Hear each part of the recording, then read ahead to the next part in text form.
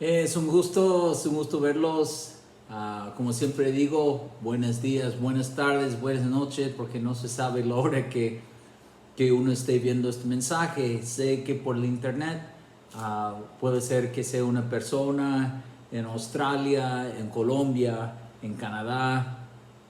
Claro, cariños, saludos a los hermanos en Canadá, pero también si las personas que pueden estar viendo este video de México, de Argentina, es un gusto de poder siempre estar aquí. Bueno, Dios les bendiga y tengo el privilegio de compartir la palabra de Dios con ustedes en este día. Y vamos a abrir nuestras Biblias en Juan capítulo 6. Quisiera que nosotros pudiéramos ver una historia muy conocida, sin embargo es una historia hermosa, en Juan capítulo 6, que habla acerca de un milagro que hizo nuestro Señor Jesucristo, y vamos a aprender juntos de ese milagro y de la historia. Juan capítulo 6, verso 3. Dice en Juan 6:3: entonces subió Jesús a un monte y se sentó ahí con sus discípulos. Y estaba cerca la Pascua, la fiesta de los judíos. Cuando alzó Jesús los ojos y vio que había venido a él gran multitud, dijo a Felipe: ¿de dónde compraremos pan para que comen estos? Para esto decía, para probarle, porque él sabía lo que había de hacer. Felipe le respondió: 200 denarios de pan no bastarían para que cada uno de ellos tomase un poco. Uno de sus discípulos, Andrés, hermano de Simón Pedro, le dijo: aquí está un muchacho que tiene 5 panes de cebada y 2 pececillos, mas ¿qué es esto para tantos? Entonces Jesús dijo: hacer recostar la gente. Y había mucha hierba en aquel lugar, y se recostaron como un número de 5,000 varones. Y tomó Jesús aquellos panes, y habiendo dado gracias, les repartió entre los discípulos, y los discípulos entre los que estaban recostados, asimismo de los peces, cuanto querían. Y cuando se hubieran saciado, dijo a sus discípulos: recoged los pedazos que sobraron, para que no se pierda nada. Recogieron pues y llenaron 12 cestas de pedazos que de los 5 panes de cebada sobraron a los que habían comido. Qué gran historia acerca de milagro del Señor Jesucristo aquí en esta historia, cuando Él alimentó la multitud, que imagínense, 5,000 varones, no sabemos cuántas mujeres, cuántos niños, pero una gran multitud. Y Jesús, mostrando su compasión por la gente, alimentó a todos. Y vamos a ver diferentes puntos en este mensaje, en este día. El primer punto yo quiero que veamos en verso 3, que la Biblia dice que Jesús se sentó con los discípulos. Y eso es lo que Dios quiere, que nosotros podamos entrar un tiempo de convivencia, de convivir con Él. Estaba leyendo en Éxodo 24, verso 9 al 11, como también los hombres, la Biblia dice que bebieron y comieron y vieron a Dios. Y eso es lo que Dios quiere, como María, que la Biblia dice María estaba sentada a los pies de Jesús, oía la palabra y en adoración, pero convivir con Él. Y Dios siempre ha querido eso. La Biblia nos enseña desde el Antiguo Testamento que Dios enviaba a los profetas para que Israel se volviera a Él. Y luego Dios envía a su Hijo para reconciliarnos con Él. Y luego Dios envía su Espíritu para vivir entre nosotros. O sea, Dios siempre está buscándonos. Dios siempre está queriendo esa comunión con Él. La Biblia dice en Marcos capítulo 3, también otro verso que habla de eso, Marcos 3:13, dice: después subió al monte y llamó así a los que él quiso y vinieron a él, y estableció a 12 para que estuviesen con él, y para enviarlos a predicar. O sea, antes de enviarlos a predicar, Jesús los llamó que estuviesen con Él. Entonces no se olviden que nuestro llamado principal es estar con Él, es tener comunión, disfrutar la presencia de Dios, estar en su presencia, estar con nuestro Dios y tener esa comunión con Él. Acuérdense que dice en Apocalipsis capítulo 3, verso 20, que Jesús dice que he aquí, estoy en la puerta y llamo. O sea, Jesús queriendo que la iglesia le abriera la puerta para cenar. En aquel tiempo, cenar con alguien hablaba acerca de tener comunión íntima. Entonces Jesús quiere tener comunión. Dice en 1 Corintios 1:9 que Dios nos llama a tener comunión con su Hijo Jesucristo. Entonces, que sea la prioridad de tu vida y de mi vida, el convivir, estar con Jesús. Entonces, ese es punto 1. Y en verso 5 veo otro punto importante. Dice, cuando alzó Jesús los ojos y vio que había venido a él gran multitud. Siempre debemos alzar los ojos.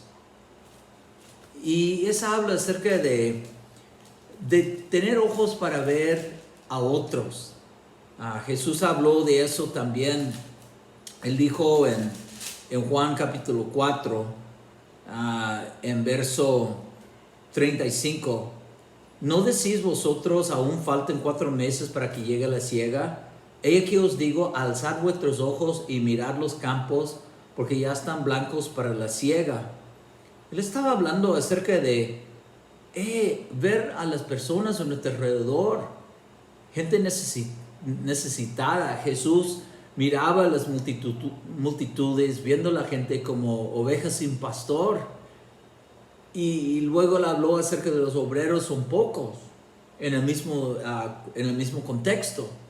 Entonces nosotros debemos alzar los ojos para ver a las personas, ser sensible a las necesidades. Dice en Filipenses 2:4, no mirando cada uno por lo suyo propio, sino cada cual también por lo de los otros.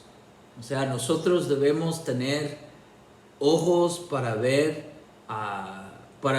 por lo de los otros.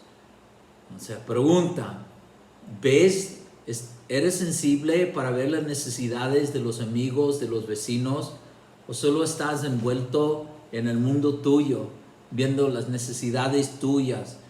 No, nosotros debemos tener ojos para ver las necesidades de amistad, necesidad de compañerismo, hasta necesidad materiales, espirituales. Nosotros debemos ser sensibles y alzar nuestros ojos. Y vamos a ver otro punto en verso 5, en Juan 6.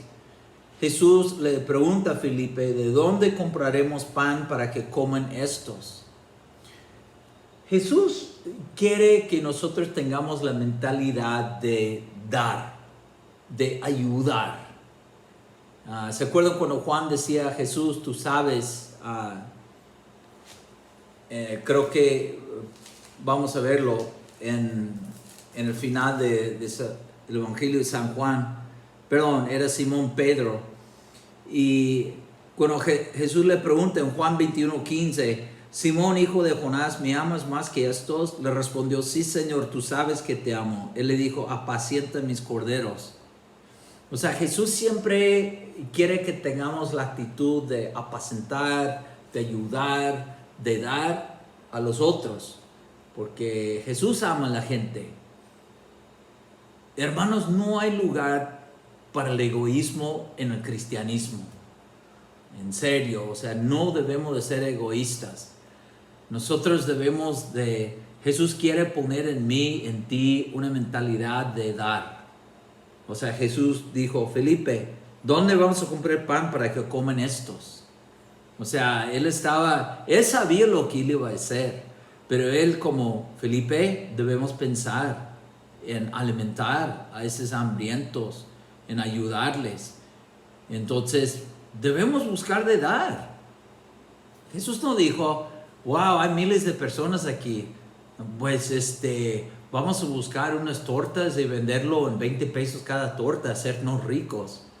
A veces hay personas que solo ven a las personas como un negocio, como una oportunidad para enriquecerse.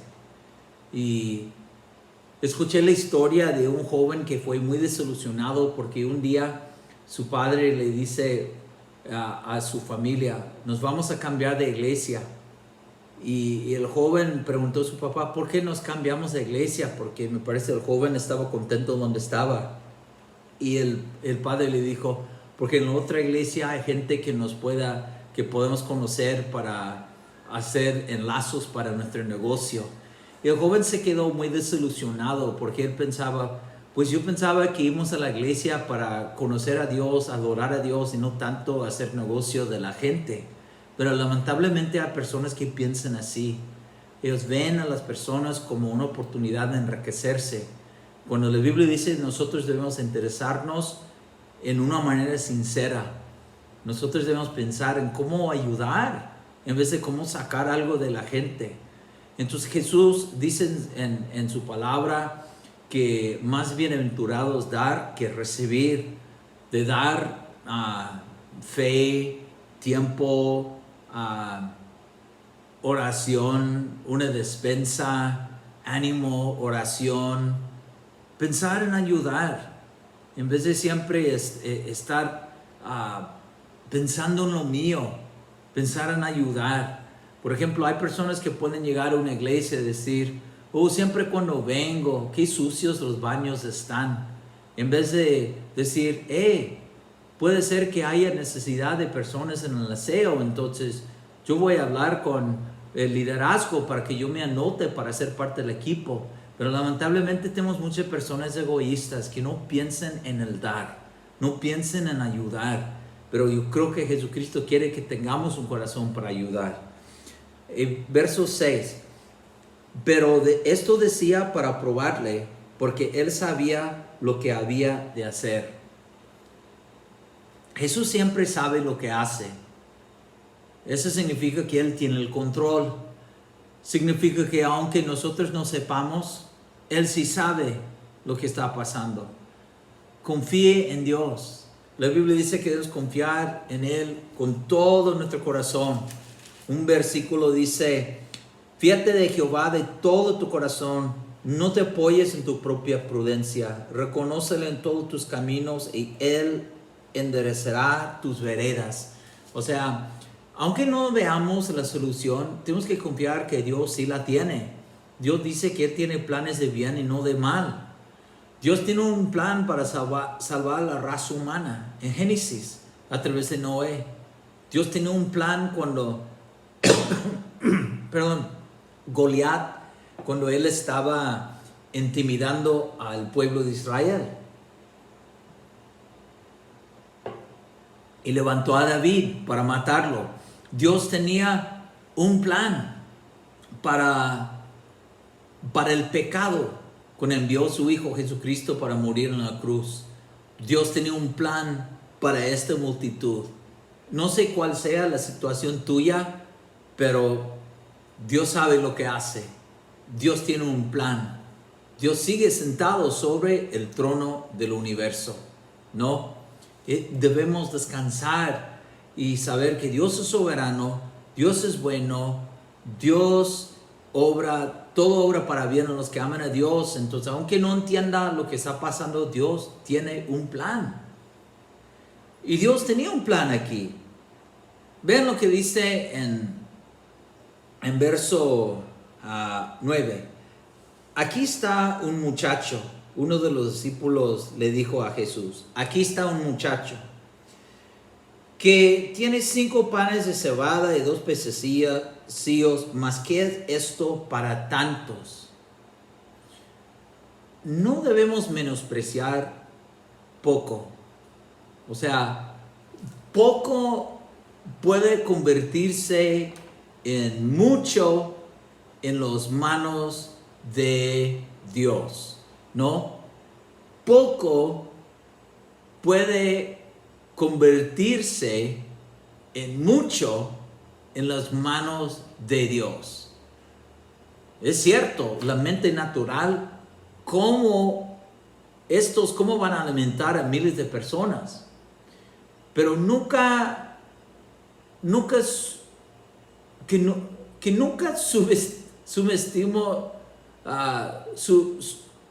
subestimemos a Dios en lo que Él quisiera hacer con poco. Con poco. Con poco Dios puede hacer mucho. Yo conozco una hermana que Dios prosperó mucho. Ella me dijo que cuando ella casi tenía nada, una amiga le invitó a invertir en un negocio con ella y ella respondió a su amiga: solo yo tengo $100, es todo lo que tengo. Pero bueno, no es mucho, pero este poco lo voy a invertir en el negocio. Y Dios bendijo su inversión.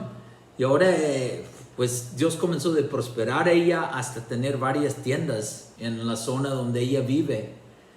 Y tiene hermosas casas y vehículos, y ella reconoce que fue la mano de Dios prosperando su vida. Pero mi punto es, poco puede convertirse en mucho en las manos de Dios. Cuando nosotros, por fe, decimos: Señor, toma lo que tengo. Por ejemplo, uno puede decir: Señor, yo no, ¿qué puedo hacer? Yo soy una persona. Pero si tú te entregas a Cristo, Señor, yo quiero que tú me uses para tu gloria. Por ejemplo, yo prediqué en una iglesia hace muchos años, en una iglesia que fue fundado por un hombre que ya está con el Señor, pero un hombre que creyó a Dios, un hombre que quizás dijo: Señor, toma mi vida, y Dios lo usó para levantar y pastorear una iglesia linda en una parte de México. Y también muchas iglesias salieron de esa iglesia, muchas iglesias hijas, creo que iglesias nietas, me dijeron 300 iglesias. Pero quizás cuando él comenzó en el camino del Señor, no hubiese imaginado eso. Pero simplemente porque puso su vida en las manos de Dios, Dios hizo mucho con una vida. Ahora, no digo que cada persona se convierta en un fundador de 300 iglesias, pero creo que Dios sí puede usar una vida entregada en sus manos. No, nosotros vemos el gran impacto que el apóstol Pablo tuvo. Claro, fue por la gracia de Dios, pero sin embargo fue una vida obediente que Dios usó. No, vemos también otros personajes en la Biblia que Dios usó siendo una persona, ¿no? Siendo una persona como María que dijo que estaba: Señor, que tú hagas lo que quieras con mi vida. Y ella no era una persona importante, fue el vehículo que Dios usó, por lo cual que viniera el Salvador del mundo a través de ella. Pues no sé, en lo que tú puedes ser, en lo que tú tengas, entrégatelo a Cristo, ¿no? Diciendo: Señor, toma mi vida, toma mis recursos, haz lo que quieras. Y creer que aunque para ti que sea poco, pues Dios en su soberana buena voluntad puede hacer cosas bonitas con tu vida. Entonces yo creo que debemos aprender de decir: Señor, toma mi vida, toma mis recursos, y Señor, haz algo para tu gloria. La Biblia dice que de Abraham, un hombre que viniendo de una tierra de idolatría, y Dios le llama, Dios le bendice, y Dios le dice: haré de ti una nación grande, y llega a ser el padre de multitudes, ¿no? Pero un hombre que creyó a Dios, un hombre que caminó con Dios. Espero que nosotros también podamos en fe entregar a Dios lo que seamos, lo que tengamos, y que Dios haga lo que quiera con nuestras vidas. Que Dios multiplique nuestros talentos, nuestros recursos para bendecir a muchos, como Dios hizo con lo que ese muchacho entregó al Señor Jesucristo, ¿no? Y dice que ese muchacho, algo que la Biblia dice, que él estaba obviamente dispuesto de compartir sus panes y sus 2 pececillos. Otra cosa que yo aprendo, no debemos de ser egoístas. Él no dijo, yo me los guardo para mí, para mi comida, para mi cena. No, él estaba dispuesto de compartir con las personas. Y nosotros debemos estar dispuestos de compartir lo nuestro con la gente, no con las necesidades que hay alrededor de nosotros.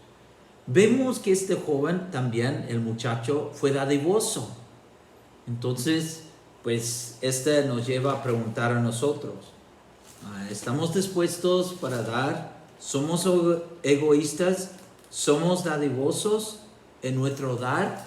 En lo que Dios nos puede dar a nosotros, estamos dispuestos de compartir. La Biblia dice, el alma generosa será prosperada. El que saciare, él también será saciado. Vemos un alma generosa en ese muchacho, como, es todo lo que tengo, pero se lo entregó a Jesucristo. No es lo mejor que podamos hacer, entregar a Jesús todo lo que somos y todo lo que tengamos, amén. Verso 11, en Juan 6, la Biblia dice que tomó Jesús aquellos panes y habiendo dado gracias, o sea, Jesús tomó lo que el muchacho se lo entregó. Hay algo muy importante. Jesús puede usar lo que nosotros se lo damos. Pero si nosotros no se lo damos tiempo, no entregamos a Él nuestro corazón, no entregamos a Dios nuestros recursos, ¿cómo puede usar nuestras vidas si nosotros no entregamos a Jesús nuestras vidas? ¿Cómo puede usar nuestro tiempo si nunca decimos, Señor, estoy dispuesto a servir en la obra? ¿Cómo Él puede usar nuestros dones? Por ejemplo, hay personas que saben cantar, saben predicar, saben tocar instrumentos, pero nunca dicen, Señor, estoy dispuesto de dar mi tiempo para la obra. No, dicen que estoy muy ocupado. Pues ¿cómo pueden? Jesús toma y usa lo que nosotros le damos. En esta historia, pues Él tomó y usó lo que fue entregado a Él. Entonces yo quiero animarte que tú entregues todo a Cristo. Todo tu tiempo, todos tus talentos, todos tus recursos para que Cristo pueda usar todo lo que eres, todo lo que puedes tener para su gloria. Y la Biblia dice que Jesús, Él siendo el Hijo de Dios, habiendo dado gracias, pues Jesucristo siempre es nuestro ejemplo. La Biblia dice, sed agradecidos. ¿Se acuerdan la historia de los 10 leprosos cuando uno volvió agradecido y los 9 Jesús preguntó dónde están? Pues siempre debemos vivir agradecidos. Y Jesús, siendo nuestro ejemplo, daba gracias al Padre, ¿no? Y la palabra dice, habiendo dado gracias, lo repartió entre los discípulos. Y los discípulos, entre los que estaban recostados, asimismo de los peces cuanto querían. Pues esta parte de la palabra significa que Jesús quiere usarnos a nosotros. Jesús quiere usar a sus discípulos. Jesús, siendo el Hijo de Dios, pudiera haber dicho, discípulos, descansen, quédense sentados. Yo voy a alimentar a todos por un abrir y cerrar de los ojos. ¡Boom! Todos van a tener toda la comida, panes y pececillos enfrente de ellos, calientito todo. No, pero Jesús quería involucrar a ellos en la obra. La Biblia dice en Marcos 16, id y predicar. O sea, Jesús quiere involucrarnos en su obra. La Biblia dice que somos colaboradores de Dios. Entonces, quiero invitarte que tú ahí en tu iglesia donde tú te congregas, que tú digas, Señor, usa mi vida. Yo quiero ser útil, Señor. Quiero ser un instrumento de honra para ti. Quiero, Señor, que mi vida sea más de una vida de buscar comida para mí, buscar lo mío, pero que yo sea útil en tus cosas, ¿no? La Biblia dice en 2 de Timoteo capítulo 2 que debemos de ser instrumentos útiles al Señor, útiles al Señor. Yo quiero animarte que tú también, y yo también, porque yo quisiera ser útil al Señor, ¿no? Para la gloria de Dios. Pues Jesús quería usar sus discípulos. Y Jesús también, hoy la Biblia dice en Marcos 16:20 que los discípulos salían predicando, pero el Señor respaldaba a ellos. Dice en Marcos 16:20, se ve la combinación. Dice, y ellos saliendo predicaron en todas partes, ayudándoles al Señor y confirmando la palabra con las señales que les seguían. Amén. O sea, ellos salían, ellos predicaban, pero el Señor les ayudaba. Pues eso es, Dios quiere usarnos. Dios está dispuesto de respaldar y ayudarnos, pero nosotros tenemos que meternos y ser, la Biblia dice que somos colaboradores de Dios. No nos quedemos, hermanos, estancados, pasivos, sin hacer nada, ¿no?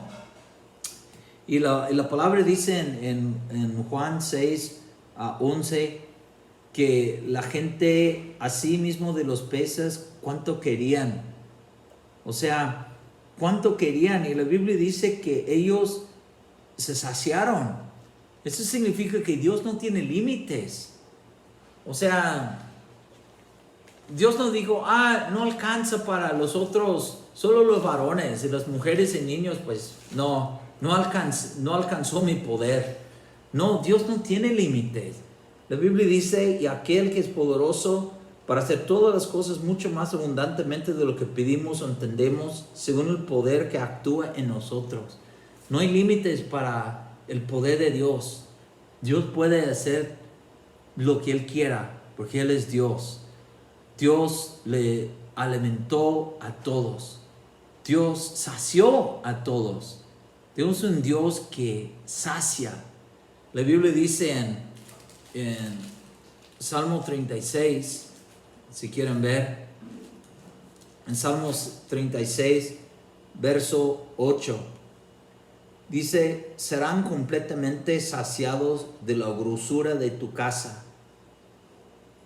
Serán completamente saciados de la grosura de tu casa. O sea, nosotros en la casa de Dios, en su presencia, la Biblia habla acerca de que Dios seremos saciados. También lo dice en Salmo, también, si quieren ver, 65, verso 4. Ven lo que dice aquí en Salmo 65, 4. Bienaventurado el que tú escogieres y trajeres a ti para que habite en tus atrios. Seremos saciados del bien de tu casa, de tu santo templo. O sea, las personas, los habitantes, los que Dios llame, y esas personas que habiten su presencia, ellos serán saciadas del bien de la casa de Dios. Y solo Dios puede satisfacer, como el canto viejo, solo Dios hace el hombre feliz, ¿no? Entonces, permite que Dios te llene, permite que Dios te sacie. También en lo material, la Biblia dice que también que Dios suple todas nuestras necesidades. La palabra de Dios dice en Salmo 34, nada falta a los que le temen. En Salmo 34, verso 9. Entonces, sí, Dios es un fiel proveedor también. Nos sacia. Qué bueno es nuestro Dios, ¿no? Y entonces la gente podía comer, se saciaba, porque Dios es fiel, Dios provee para las necesidades de su pueblo, y en toda la multitud de las miles de personas, pues es una expresión de la bondad de Dios, porque ni siquiera esas personas quizás no estaban esperando una comida celestial, pero Dios en su soberana voluntad, ¡boom!, una gran sorpresa, ¿no? Esa persona es como, wow, nadie me avisó. Pues Dios tiene sus sorpresas, ¿no? Qué lindo es nuestro Dios, porque a veces Dios en su soberana voluntad nos sorprende, ¿no? Dios sorprende a su pueblo, sorprende a mí, sorprende a ti. A veces te ha pasado una vez que estabas limpiando la casa y de repente encuentras, un pantalón o una chaqueta, una cajita, y luego, ¿qué está dentro del pantalón, el bolsillo? ¡Wow! Un billete de 200 pesos. ¡Oh, justo! Nos faltaba. Son como sorpresas, ¿no? Y Dios también es un Dios que de repente nos da una sorpresa en la vida que ni siquiera por merecérnosla.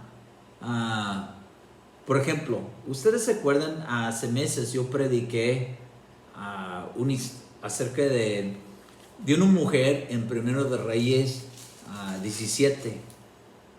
Una mujer que era la viuda de Sarepta.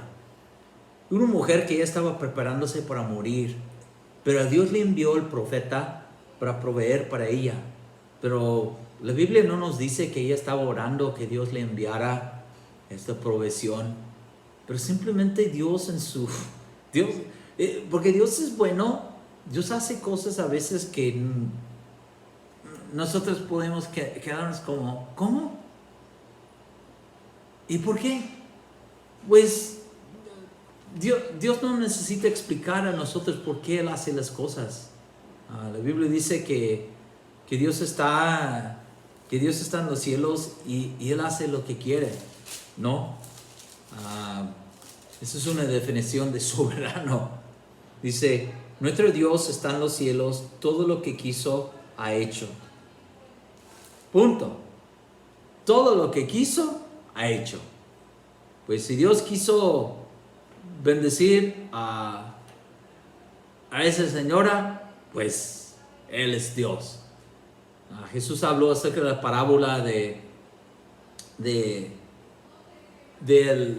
el que pagaba lo mismo, el que entró a trabajar en la viña el último hora y el que estaba desde el comienzo.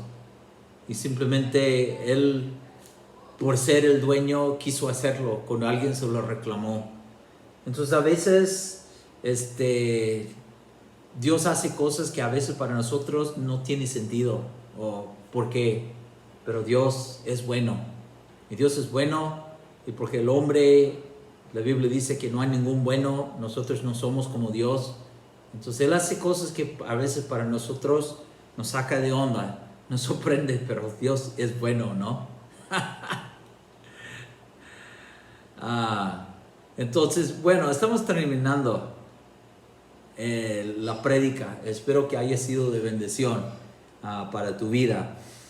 La Biblia dice que en verso 12 que Jesús dijo a sus discípulos: recoged los pedazos que sobraron para que no se pierda nada.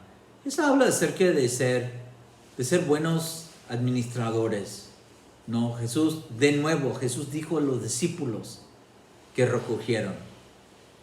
Entonces Jesús quiere involucrarnos en alimentar a la gente. Dios quiere usarte para predicar a tus vecinos. Jesús no va a hacer todo solo, ¿no? Él dijo aquí en esta historia a los discípulos: quiero recoger los pedazos. No creo que hubiera discípulos ahí quedándose, bueno, Señor, que los otros lo hagan, yo me quedo tranquilo,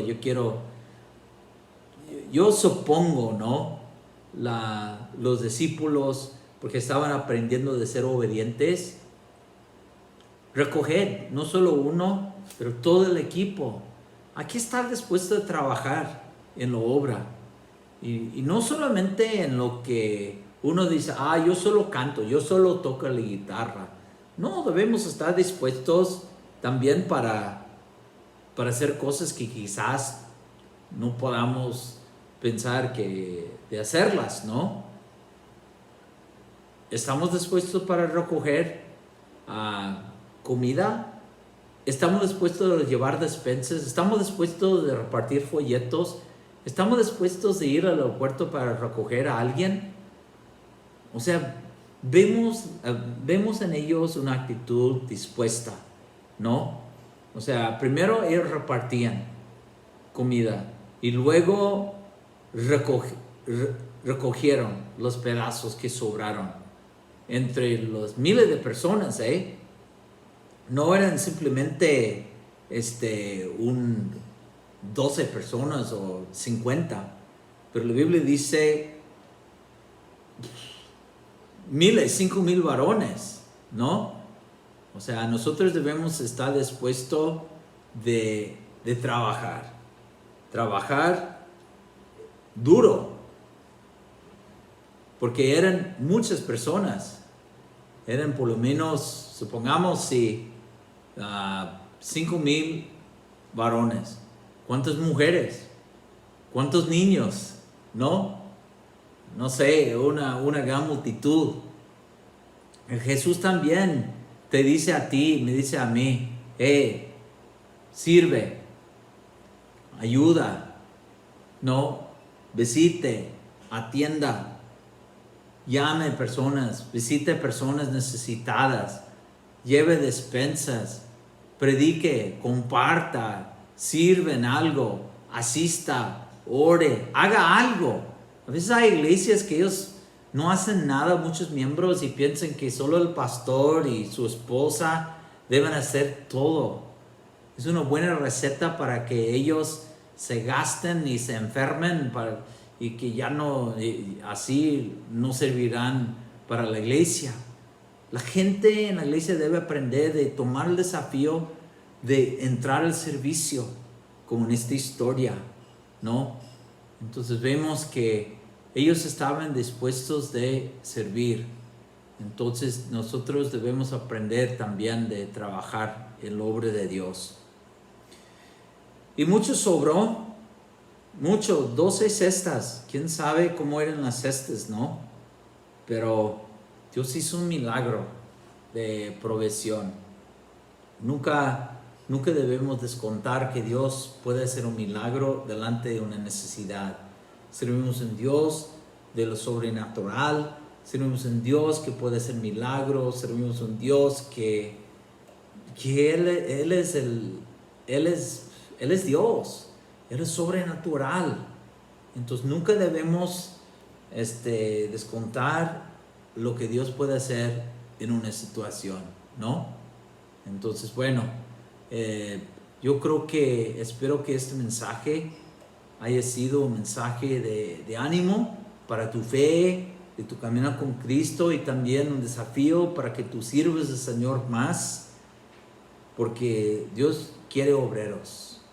Dios dice que los obreros son pocos.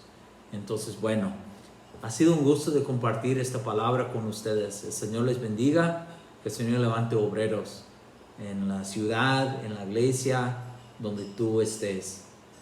Gracias, Señor, por esta palabra, que sea de bendición para el pueblo. Señor, que esta palabra sea útil para bendecir el pueblo de Dios, para desafiar, para ayudarnos, para que seamos esos discípulos que tú esperes de nosotros. Gracias, Señor Jesús. Habla, Señor, a la gente a través de este mensaje. En el nombre de Jesús oramos. Amén. Amén. Pues ha sido un gran gusto, mis hermanos, y pues los dejo y hasta la próxima. Espero que pronto nos podamos ver. Bendiciones a sus vidas.